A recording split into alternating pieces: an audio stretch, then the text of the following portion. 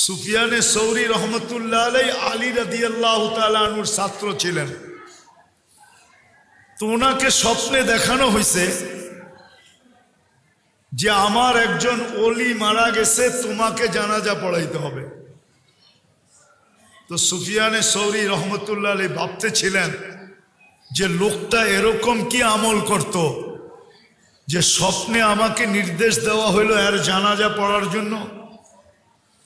তো এলাকায় যে জিজ্ঞাসা করছে, ভাই লোকটা কি কাজ করত, তার ইবাদত বন্দিগি কিরকম ছিল? তো সবাই এক বাক্যে বলতেছিল সাধারণ লোক ছিল, তেমন কোনো উল্লেখযোগ্য না ব্যক্তিত্ব ছিল না আমল সামল ছিল। তো সুফিয়ানে সৌরি রহমতুল্লাহ ভাবতে ছিলেন যে এলাকার মানুষ থেকে তথ্য পাওয়া যাবে না, আচ্ছা বাড়িতে জিজ্ঞাসা করি। তো বাড়ি যে জিজ্ঞাসা করছে লোকটা কি আমল করত, তো বলছে না সাধারণ ছিল। তো উনি একটু নৈরাশ হয়ে ভাবতে ছিলেন যে বাড়িওয়ালাদের থেকেও পাইলাম না, আচ্ছা দেখি গোপন ভাবে আর স্ত্রীর থেকে কোনো খবর নেওয়া যায় কিনা। অনেক কিছু থাকে যেটা জামাই বউই জানে আর কেউ জানে না, ঠিক না?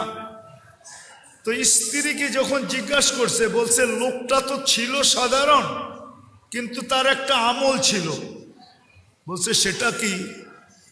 কোরআন পড়তে জানতো না, কিন্তু ডেলি কোরআনকে নিত আর পৃষ্ঠা উল্টাইতে থাকতো আর চোখের পানি ঝরাইতে থাকতো আর বলতে থাকতো হাদা কালাম রব্বি, এটা আমার রবের কালাম।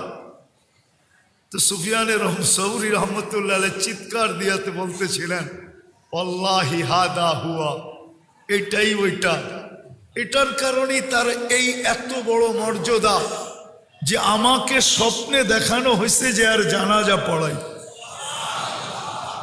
মেরে দোস্ত, আমরা চলে যাব, সবাই চলে যাব। দুনিয়াওয়ালারা আমাদের সাথে সম্পর্ক ছিন্ন করে দিবে আর সম্পর্ক ছিন্ন হয়ে যাবে। আসেন আসেন, সুযোগ এখনো হাতের নাগালে আছে। যেই সম্পর্কগুলো আমাদের জীবনে আখেরাতের জীবনে কোনোদিন বিচ্ছেদ ঘটবে না, দুই চারটা জানি আর একটার সাথে হইলেও নিজের সম্পর্ক গড়ি, মনে প্রাণে গড়ি। আমি সবাইকে বলতেছি, কিন্তু যুবকদেরকেও বলতেছি, আপনাদেরকেও বলতেছি।